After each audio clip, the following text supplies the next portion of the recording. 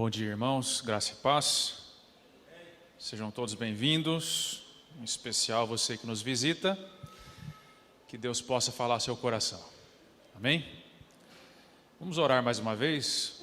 Se você puder curvar sua cabeça. Temos uma palavra hoje que irá continuar o culto da semana passada.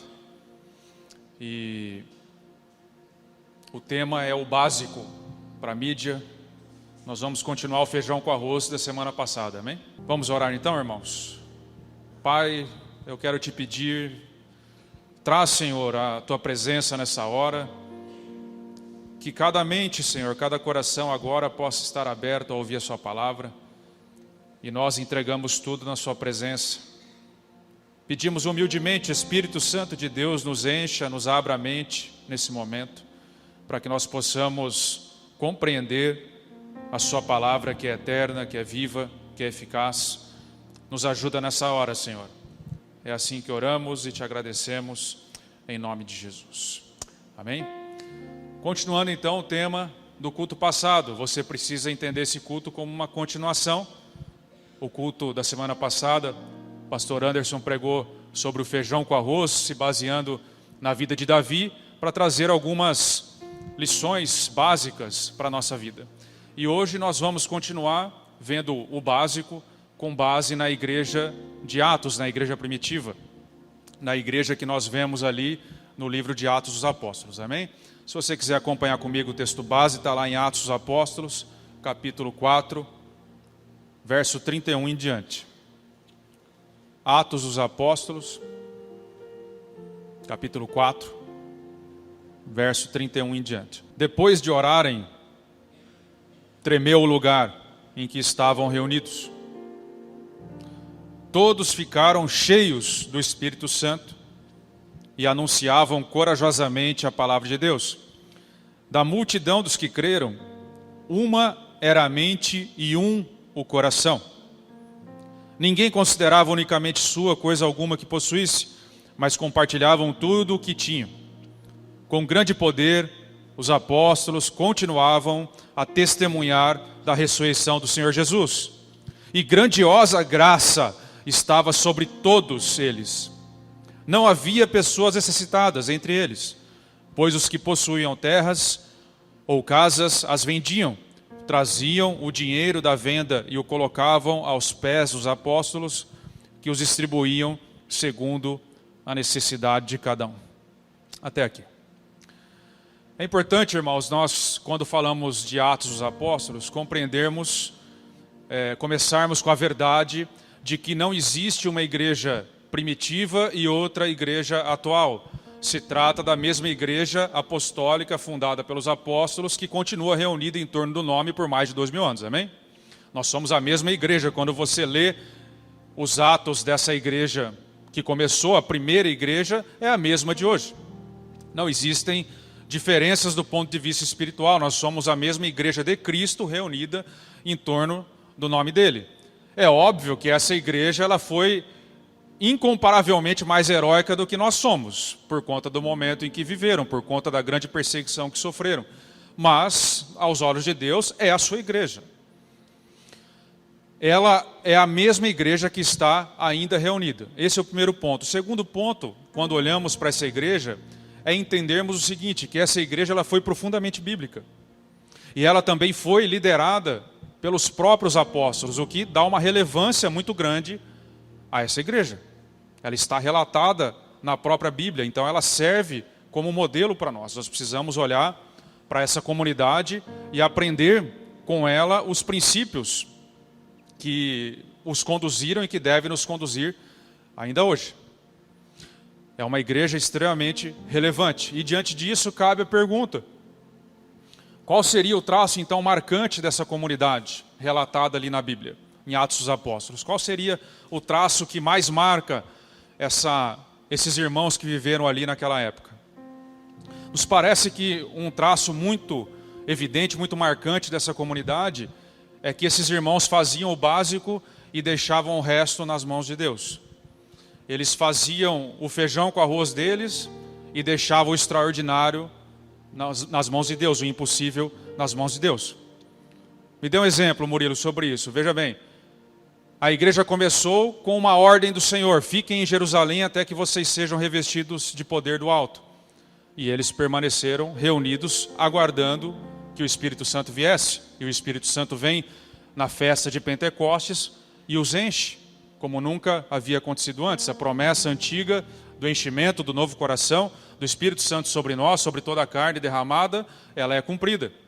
Mas eles fizeram o básico, eles aguardaram pacientemente que o Senhor viesse e receberam o extraordinário. Fizeram o básico e receberam o extraordinário. Um pouco mais à frente, o apóstolo Pedro faz uma pregação. Ele faz o básico, ele era um apóstolo, ele prega. E nesse dia, cerca de 3.000 pessoas se convertem e são batizadas. E um pouco mais adiante, esse número aumenta para 5.000 pessoas. Ou seja, Pedro fez o básico e deixou o extraordinário nas mãos de Deus, porque somente uma ação do Espírito Santo pode converter 5.000 pessoas e serem batizadas de uma hora para outra. O ser humano não é capaz de produzir isso. O ser humano não é capaz de batizar-se por si mesmo, de receber por si mesmo, de ser cheio por si mesmo do Espírito Santo. É preciso Deus fazer isso. Outro exemplo, o apóstolo Pedro é preso por pregar o Evangelho. Pela terceira vez ele é preso. E dessa vez, de fato, ele está ali, ninguém o solta espontaneamente. Mas o relato diz que a igreja orava incessantemente. Ou seja, a igreja fazia o básico. E Pedro é libertado milagrosamente, um anjo do Senhor o liberta de uma forma que nem ele consegue explicar direito, e ele é colocado em liberdade.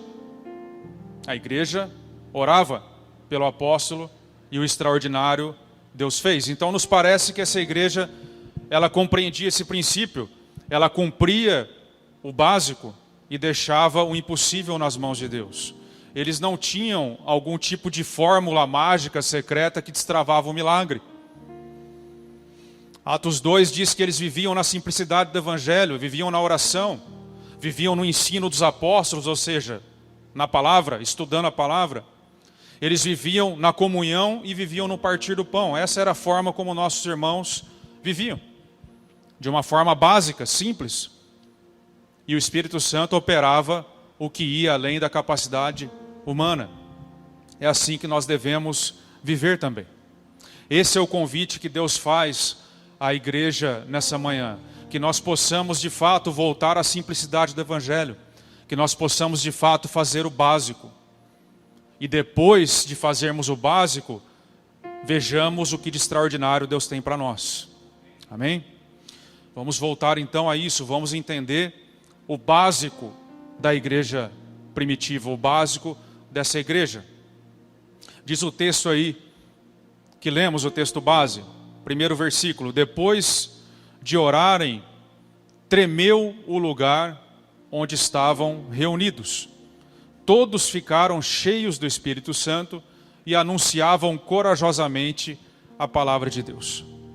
Primeiro ponto então, se nós queremos ter uma espiritualidade bíblica, só deveríamos fazer algo depois de orar. Porque depois de orar é que o extraordinário pode acontecer. Nós vemos muito, né, irmãos, as pessoas querendo reviver essa igreja de Atos, o poder dessa igreja primitiva, os grandes acontecimentos, os grandes milagres que aconteceram nessa época. Mas a grande pergunta é, será que nós fazemos o básico que os nossos irmãos faziam? A grande pergunta é, será que nós vivemos na simplicidade que os nossos irmãos viviam? Será que nós cumprimos o nosso feijão com arroz para que depois Deus opere o extraordinário na vida da igreja? O básico para essa igreja era fazer algo somente depois de orar. Isso era inegociável. E para nós também deve ser, somente depois de orar, você deveria começar o seu dia, e eu também. E antes de orarmos, nada deveria ser feito. O básico. O básico não significa que seja simples, que significa que seja fácil. O básico não significa que algo seja raso. Ao contrário, essa igreja era muito profunda, profundamente bíblica. Era básica. Sair de casa, orar antes de sair de casa, agir assim é correto, porque você está claramente dizendo que você está saindo do trono do seu coração e colocando o Rei dos Reis no lugar. Quando você se ajoelha e ora para ir trabalhar, você está passando uma mensagem muito clara a Deus, ao mundo espiritual, aos anjos, a todos, que o Rei do seu coração é o Rei dos Reis, não é você mesmo. Quando você sai de casa sem orar, você é como aquele pequeno comerciante, aquele microempresário que conhece tudo da Bolsa de Valores, que conhece tudo da Bolsa de Valores norte-americana, da cotação do dólar. Mas ele não arruma sua vitrine e atende mal o seu cliente. E ele também não tem nenhum tipo de ação no mercado financeiro. Ou seja, ele conhece tudo do extraordinário mundo financeiro, mas ele não faz o básico na vida dele, que é arrumar sua vitrine, que é atender o seu cliente. Isso não pode dar certo. Da mesma forma é a nossa vida cristã. Porque a nossa vida cristã ela é essencialmente básica. Porque o extraordinário compete a Deus. O milagre é prerrogativa de Deus. O que nós não podemos fazer está nas mãos de Deus, não na nossa. É na vida humilde de oração que Deus decidiu agir. É na vida humilde de oração da igreja que nós construímos esse caminho para o extraordinário. Em algumas pregações atrás, o Luiz usou uma expressão muito interessante, que ele disse que nós precisamos construir um caminho de oração de fato. Alguém disse, né, se nós realmente acreditássemos no poder da oração, nós oraríamos. Será que de fato nós cremos no poder da oração? Será que de fato nós cremos que é esse o caminho que Deus escolheu para construir conosco as coisas aqui na terra? Será que a igreja compreende o privilégio que é construir junto com o seu Deus esse caminho? Porque é por meio da oração que Deus decidiu agir nessa terra. É por meio da oração que o extraordinário acontece. E essa igreja que nós vemos relatada na Bíblia, ela compreendeu muito bem esse princípio. Nada era feito antes de orar, diz o texto, depois de orarem. Tremeu o lugar onde eles estavam reunidos, e todos ficaram cheios do Espírito Santo, e anunciavam corajosamente a palavra de Deus. Então, primeira coisa, primeiro princípio, depois de orar, devemos fazer qualquer coisa que seja. E antes de orar, nada deve ser feito em nossas vidas e na vida da igreja. Amém? Primeiro princípio dessa igreja. Segundo, se queremos ter uma espiritualidade bíblica, nós devemos orar antes de mais nada, mas também devemos orar pelos motivos corretos. Porque quem pede mal não recebe. Vocês se lembram do texto de Tiago, que pastoreava uma igreja que estava pedindo mal, e ele esclareceu que não recebiam porque pediam mal para gastar em motivos egoístas. Sair de casa sem orar é um erro, mas da mesma forma é um erro orar mal, orar pelos motivos errados. O contexto do nosso texto base aqui é que Pedro havia sido preso pela primeira vez por pregar o evangelho, e os sacerdotes haviam advertido ele que não pregassem mais e não falasse mais do nome de Jesus. E Lucas, que é o autor de Atos dos Apóstolos, fala que a igreja estava orando para pregar o evangelho, para que continuassem pregando o evangelho. Eles estavam pedindo a Deus que, apesar da perseguição que estavam sofrendo, apesar da censura que estavam sofrendo por parte do império e por parte dos sacerdotes, que eles continuassem a ter forças. Porque o pastor deles, o líder deles, que era Pedro, havia sido preso. E eles estavam fazendo um pedido a Deus: Senhor, nos dê força para continuar pregando corretamente a sua palavra, corajosamente a sua palavra. Vamos ler o texto de novo aqui, ó. Depois de orarem, tremeu o lugar onde estavam reunidos. Todos ficaram cheios do Espírito Santo e anunciavam corajosamente a palavra de Deus. Muito embora o seu líder tenha sido preso, muito embora houvessem ameaças reais, eles estavam fazendo um pedido a Deus para que fossem fortalecidos, para terem coragem de continuar levando o reino à frente. Pedir bem Orar bem é orar nesse sentido, ou seja, tendo o corpo de Cristo sempre no seu horizonte. Não você mesmo. Porque até quando você pede para ser fortalecido, como é o caso dessa igreja, não era para gastar em motivos próprios. Era para que o reino continuasse sendo anunciado. Eles estavam preocupados conosco. Porque se eles não tivessem passado o bastão à frente, não teria chegado o evangelho a nós. Era com a próxima geração, era com o futuro daqueles que creriam, era com o reino de Deus que eles estavam preocupados para serem fortalecidos. O pedido deles não era para serem fortalecidos para ter uma vida boa simplesmente. Não acho que seja errado você pedir a Deus que você tenha força, para que você tenha uma vida que vale a pena, não é isso. Mas é que vocês percebem a diferença, talvez, de onde estamos para onde nossos irmãos estavam? Será que, isso é para reflexão, será que nós já oramos dessa forma alguma vez?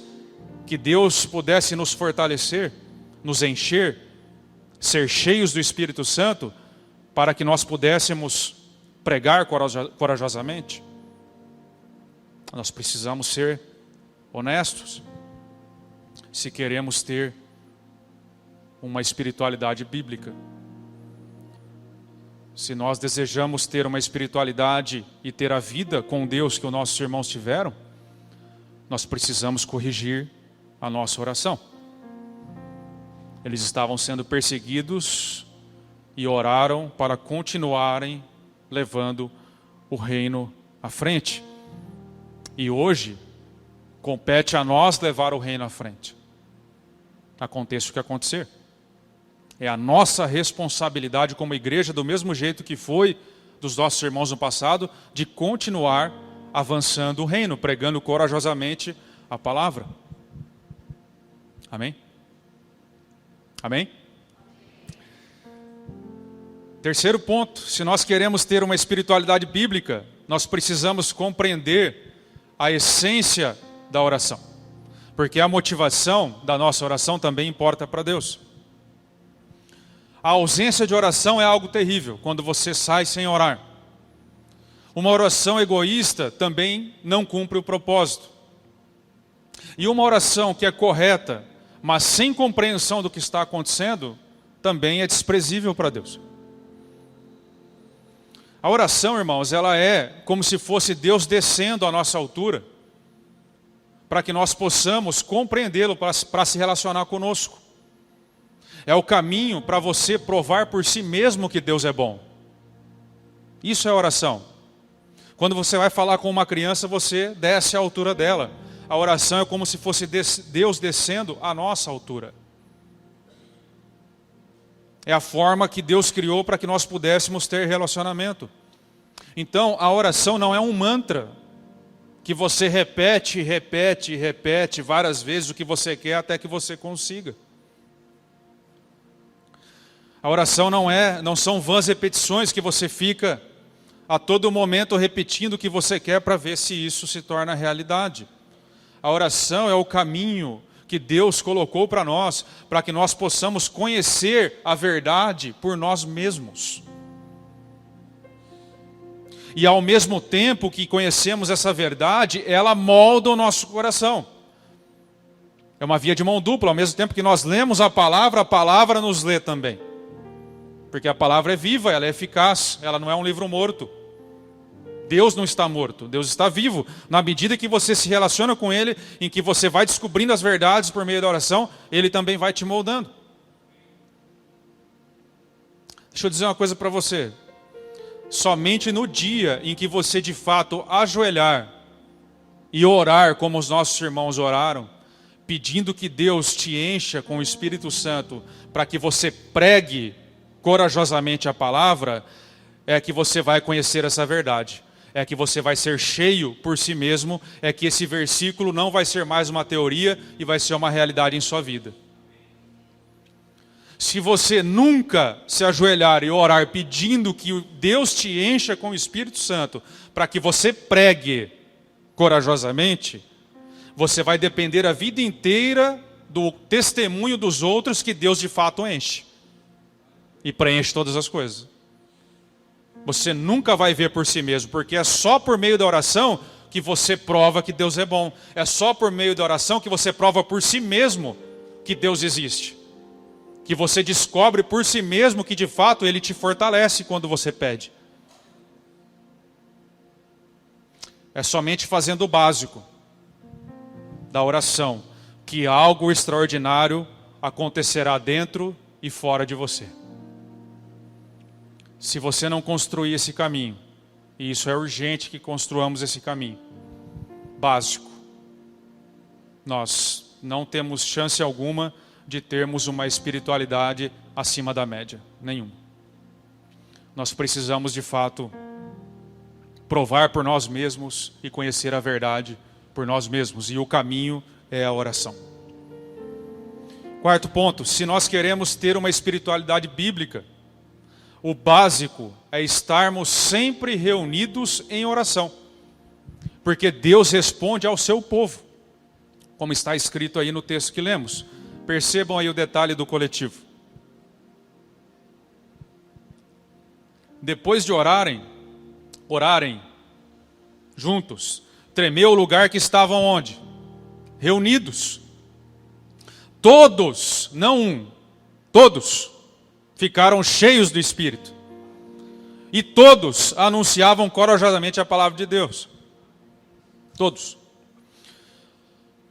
Se nós queremos ter uma espiritualidade bíblica, nós precisamos vencer, de uma vez por todas, as desculpas da correria do nosso tempo. E estarmos juntos em oração. A gente diz assim às vezes, mas naquele tempo a vida era mais, não era tão corrida e tudo mais. Não é verdade isso, amados. Cada tempo tinha a sua correria. Cada tempo tinha os seus problemas. Aliás, o rei Salomão escreveu em Eclesiastes sobre a ansiedade. Há 3.000 anos, cerca de 3.000 anos atrás. Ou seja, a ansiedade da correria não é uma coisa dos nossos tempos. É algo que já existe desde sempre. É a condição do ser humano. Então, os discípulos, os apóstolos, eles tinham muito trabalho para fazer também. Você acha que é fácil pescar? Você acha que era fácil fazer tenda, como o apóstolo Paulo fazia, na mão? Todos tinham a sua... Era um tempo diferente, mas a correria acontecia. E hoje nós precisamos vencer também o desafio do nosso tempo. É isso que Deus espera de nós. Aquela igreja venceu o desafio do tempo dela. Eram outros desafios, mas ela venceu. Nós precisamos também, como corpo de Cristo, vencer os desafios que nos são apresentados. E a correria, o tempo curto, a escassez de tempo é um deles. Nós precisamos vencer isso e estarmos juntos em oração. A reunião de oração aqui nessa casa, ela começa às 5:30 da manhã, que é justamente para que não coincida com nenhum compromisso de ninguém. Pelo amor de Deus, você não tem nenhum compromisso às 5:30. A gente tem certeza que você não tem compromisso às 5:30. Né? Seu compromisso é estar aqui com a gente. Tá? Eu sei que tem gente que não consegue, tem gente que tem problema de saúde, tem gente que não tem condições de vir, tem questão de combustível. Está tudo certo, irmãos. Mas eu estou dizendo o seguinte, se você pode estar, nós precisamos vencer essa barreira. Se nós queremos ter uma espiritualidade bíblica. Precisamos estar juntos.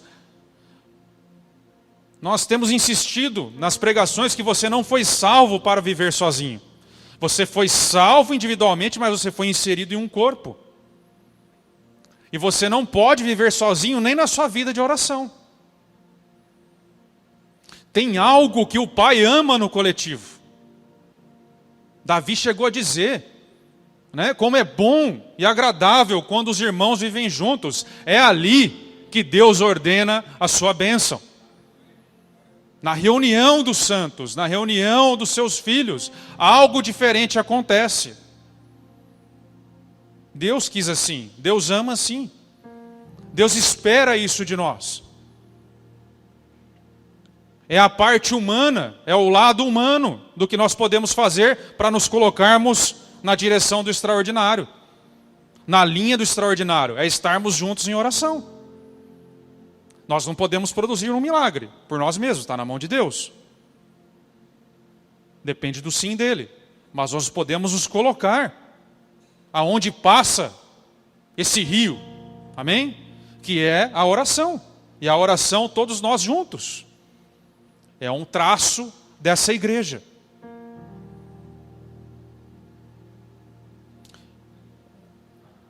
Um apelo ao seu coração, de uma vez por todas. Abra mão da sua individualidade, em favor do coletivo, em favor da igreja.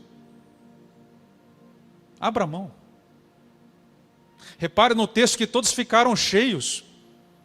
Cada um se perdeu na coletividade e se acharam cheios. Não viva uma vida assim, eu tenho relacionamento com Deus e pronto. Porque você faz parte de um corpo, nós somos membros um dos outros. Você faz falta. Faz falta para a igreja, faz falta para o Pai.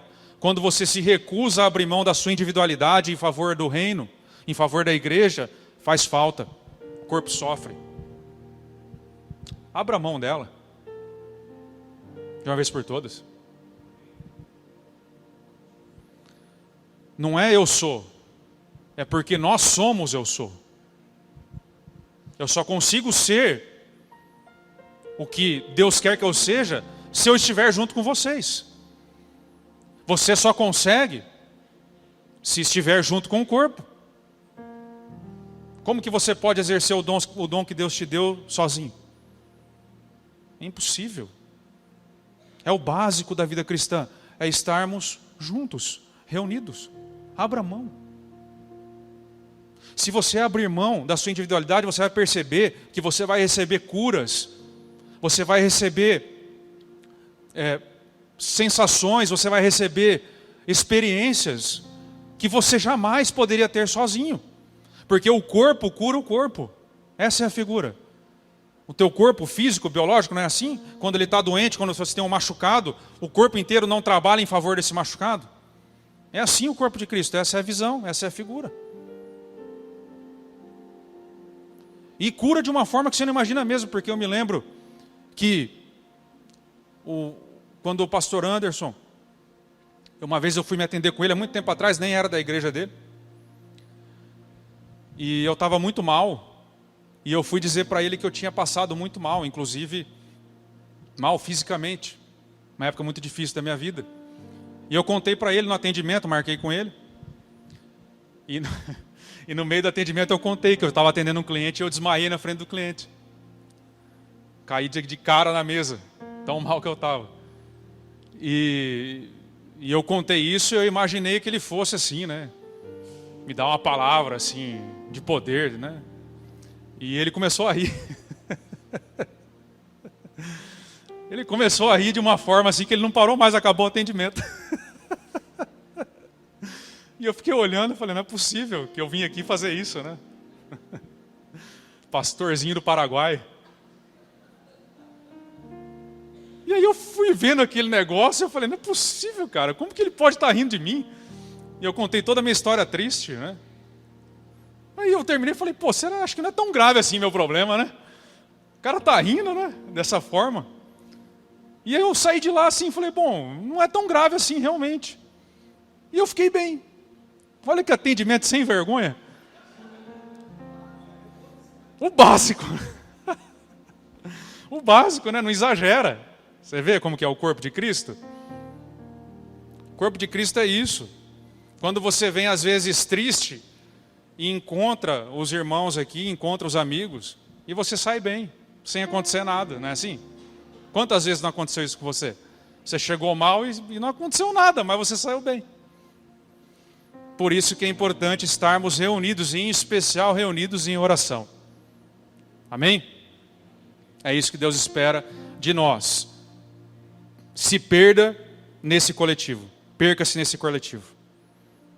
Permita-se perder-se nesse coletivo para que você seja encontrado. Se você se perder no coletivo que é o corpo de Cristo, você vai encontrar a sua verdadeira identidade. Pode confiar em mim.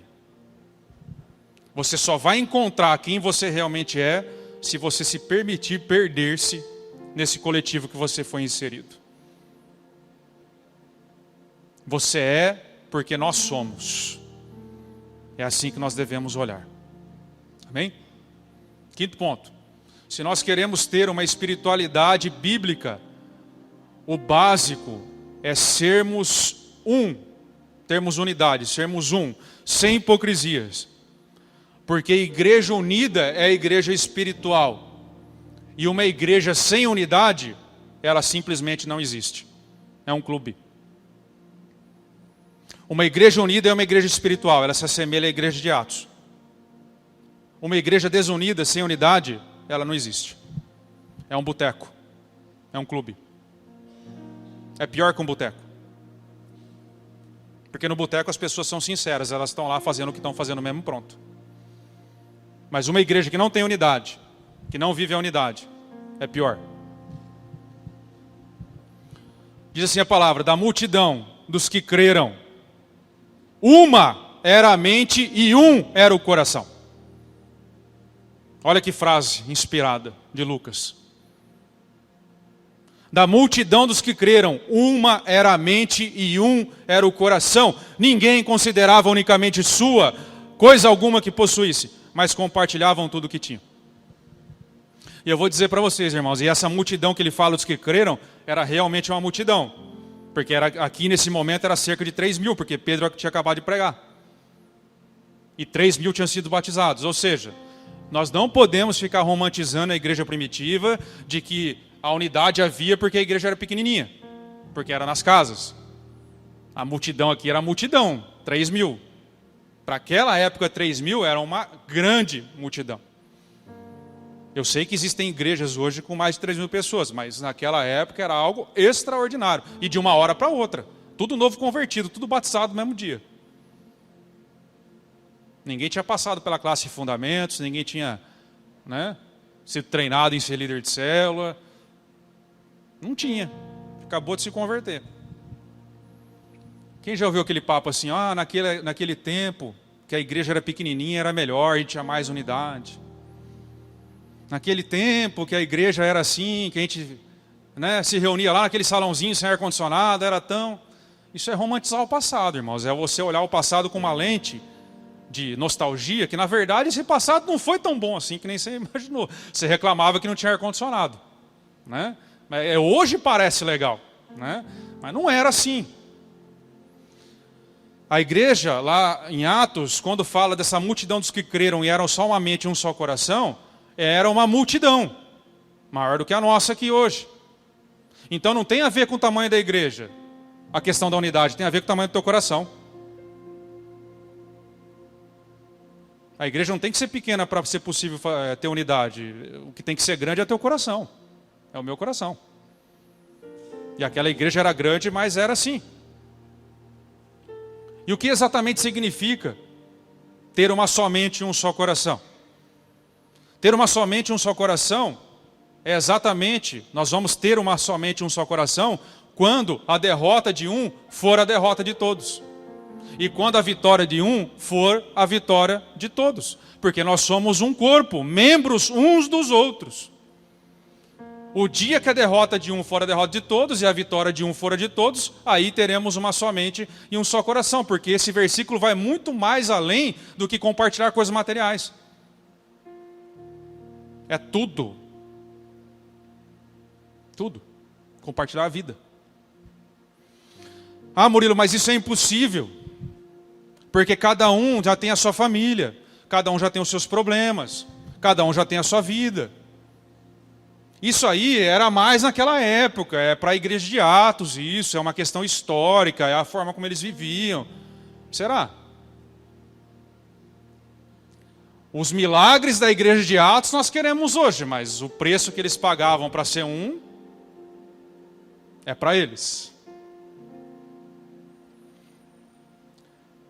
Será que é só para a igreja de Atos isso? É evidente, irmãos, que você tem uma responsabilidade muito mais direta com a sua família. Ninguém nega isso. Você não deve jamais negligenciar a sua própria família, abandonar a sua família. Você tem que cuidar da sua família. Só que é uma coisa sem perder a outra. Você não tem que ter um ministério e perder a sua família. Você tem que ter os dois. Você não tem que ter um trabalho e perder a sua família e perder a igreja, o seu ministério. Você tem que ter tudo. É Deus no meio.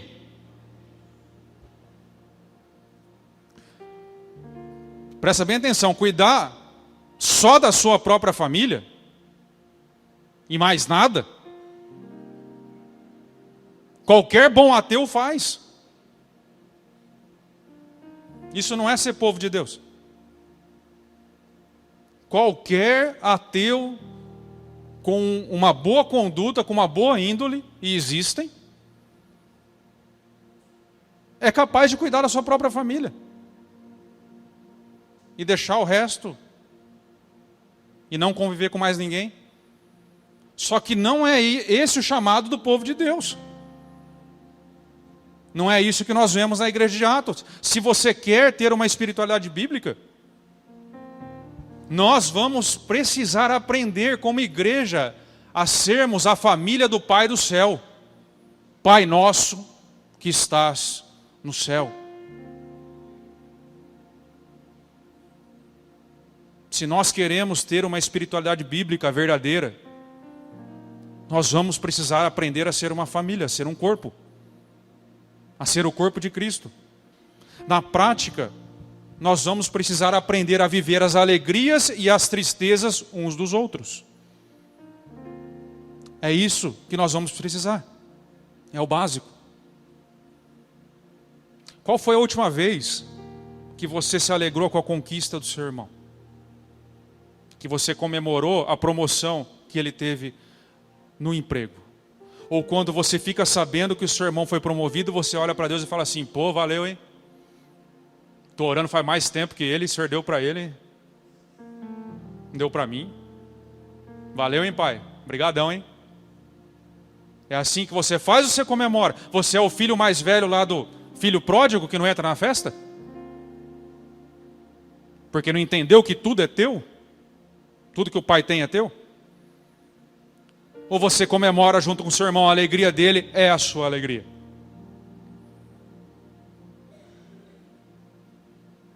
Eu comemorei demais esses dias a vida do Daniel que prega aqui.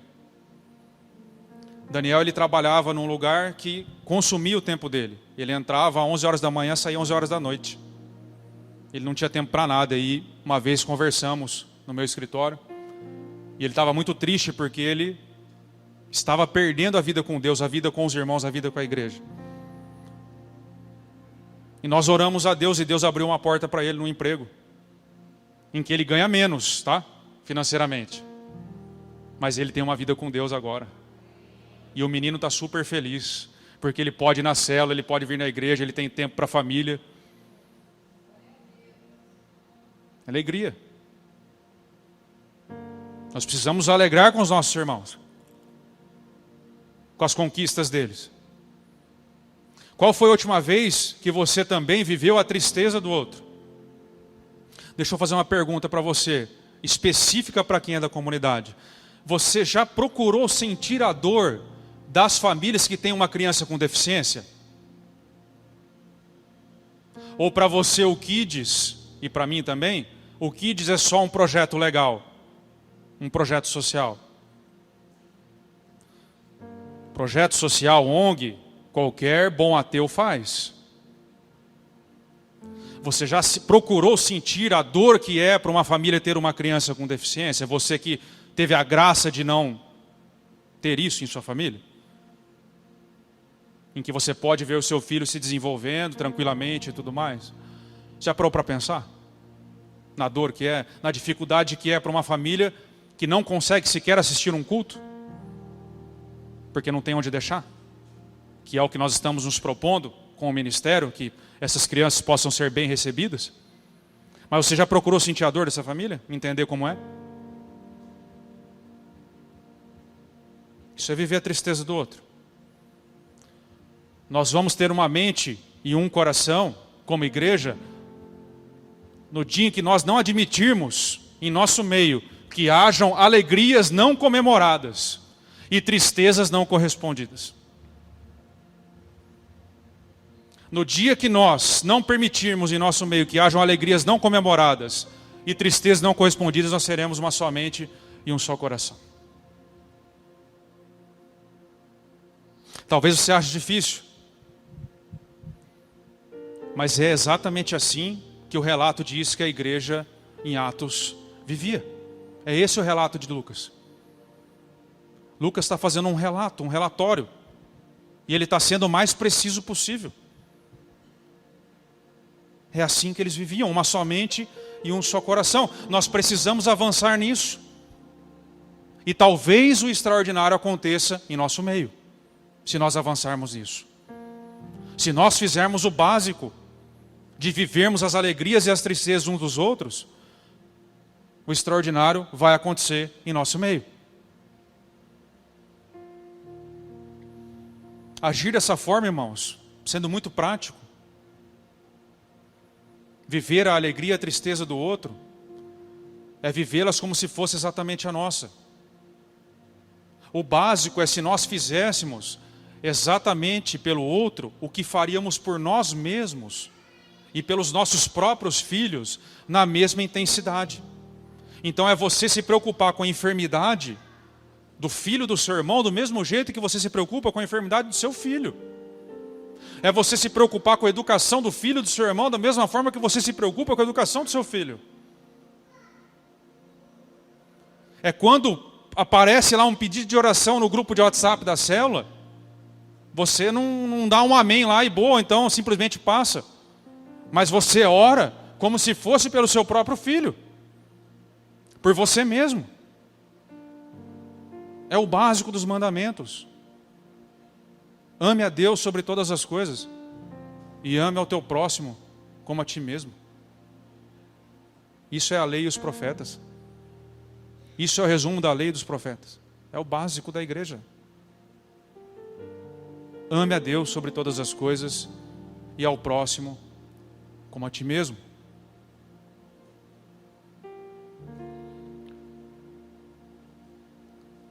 Deus corrige a quem Ele ama, amados.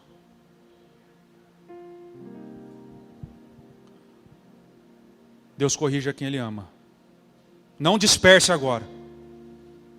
Se você está disperso agora, se concentre aqui no que eu estou falando. Não converse com ninguém do seu lado. Deus corrige a quem Ele ama. Certo momento, Deus corrigiu uma igreja chamada Laodiceia. Está lá em Apocalipse. A igreja histórica de Laodiceia. Deus disse o seguinte: eu conheço as obras que você realiza, que você não é nem frio e nem quente.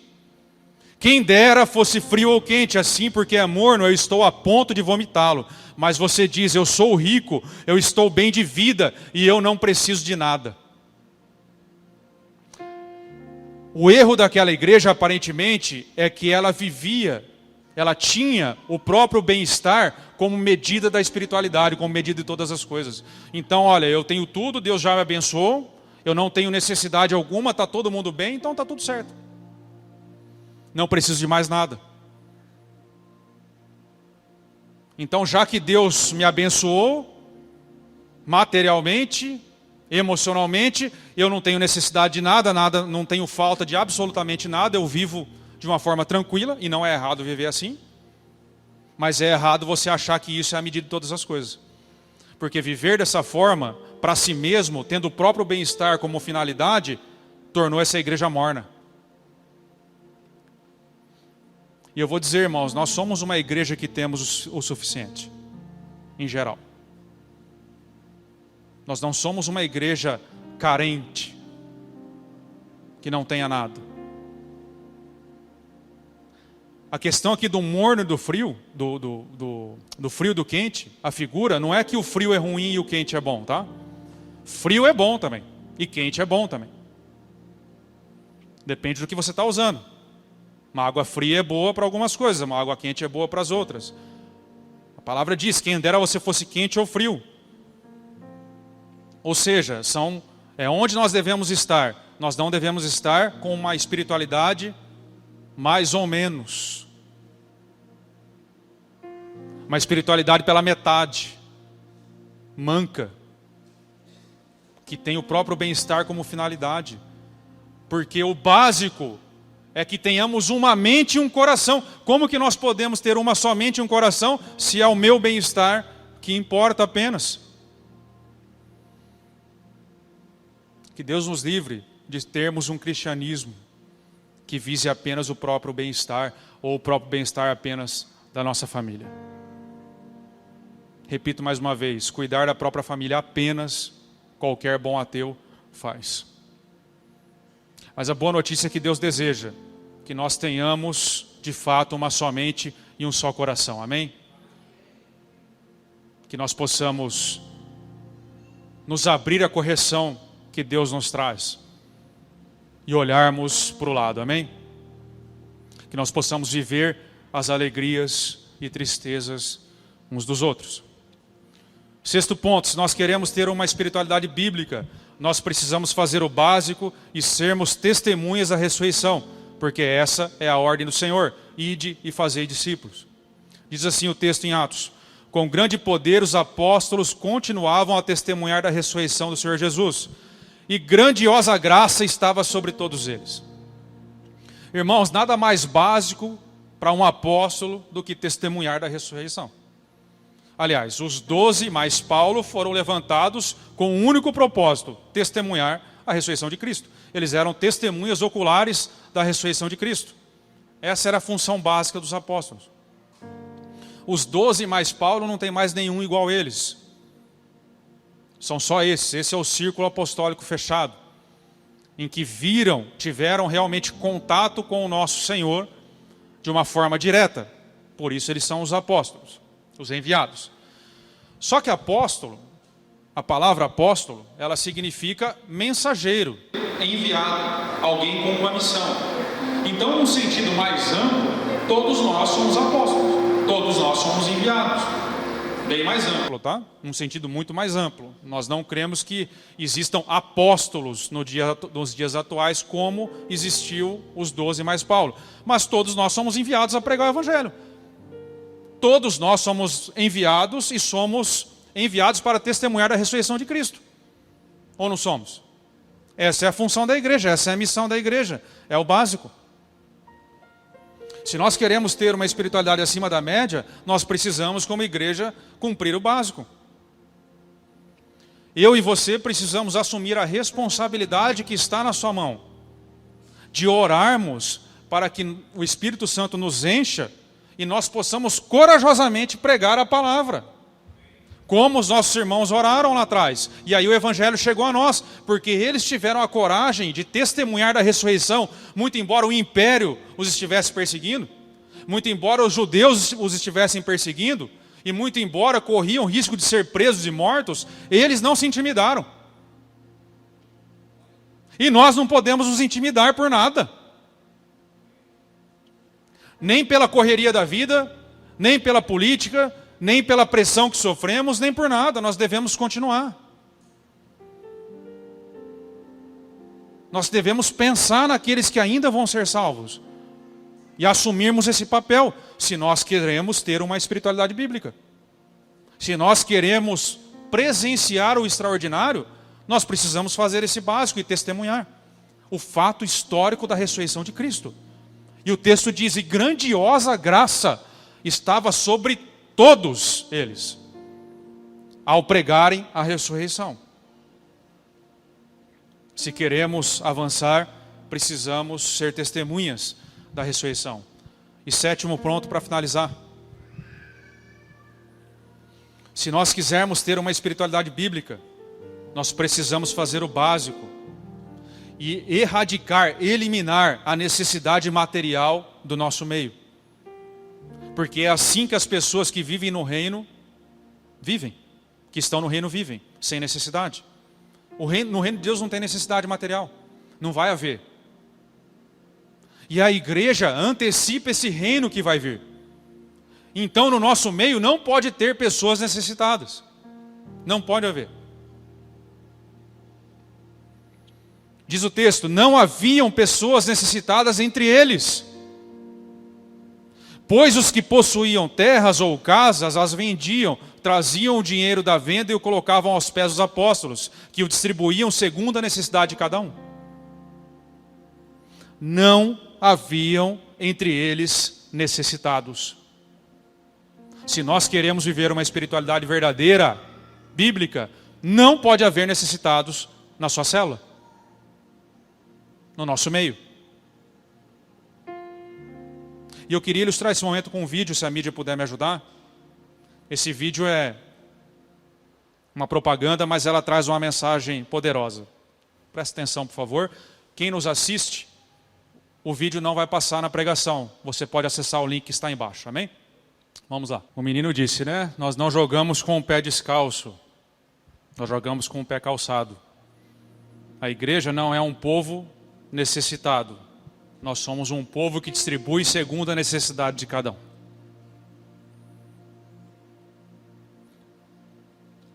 Nós precisamos aprender isso.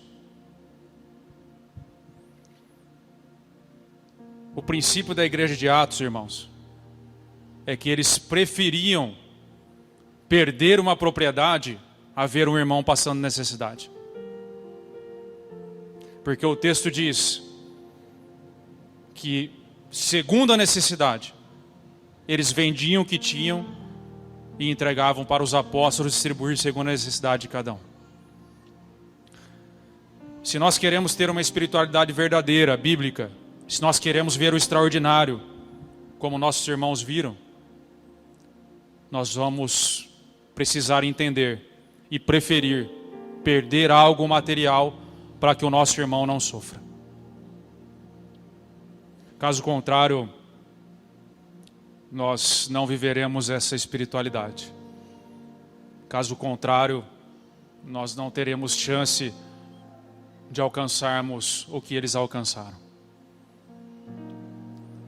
Se nós não abrirmos mão, se nós não renunciarmos a tudo o que temos individualmente, para sermos um coletivo, para sermos um corpo, dificilmente algo extraordinário acontecerá em nossa vida. Vocês reparam que não se trata de um socialismo, você não tem que chegar e vender tudo que você tem para distribuir. Não é essa a questão. Aquele momento exigiu dessa forma. A questão é o princípio que estava no coração daquela igreja. Não havia nenhuma norma que mandava eles fazerem isso. Não havia nenhum versículo dizendo que eles tinham que vender o que tinham para distribuir. Mas eles olharam para os seus irmãos e se compadeceram. Eles preferiram perder uma propriedade a ver o seu irmão sofrendo. Eles entenderam que a responsabilidade era com eles. Não era com o governo, não era com o império, não era com a igreja em si, era com eles. Na sua célula você precisa observar sempre se tem alguém passando necessidade. E nem sempre essa pessoa vai dizer que está passando. E nem sempre é uma necessidade só de fome extrema. Existem outras necessidades. Às vezes a pessoa se meteu numa dívida por conta de um problema de saúde e não consegue sair. A pessoa tem um emprego, ela tem condições, mas ela não consegue. Cumpre a nós suprirmos a necessidade dos nossos irmãos, porque no reino que virá não haverá necessidades. E mais uma vez eu repito, a igreja é a antecipação do reino que virá. Nós refletimos esse reino. As pessoas, alguém disse que as pessoas procuram em nós, em nossas vidas, o Cristo que nós tanto pregamos. Se nós queremos ter uma espiritualidade saudável, nós precisamos fazer isso. Nós precisamos aprender com essas crianças. Essas crianças entenderam um princípio que, porque nós somos, eu sou. O menino entendeu que ele não jogava com o pé descalço, ele jogava com um calçado. Porque o que importa, não fazia sentido ele estar de chuteiras se o seu irmão não estivesse também. Não pode fazer sentido a nossa prosperidade se o nosso irmão não tem o básico.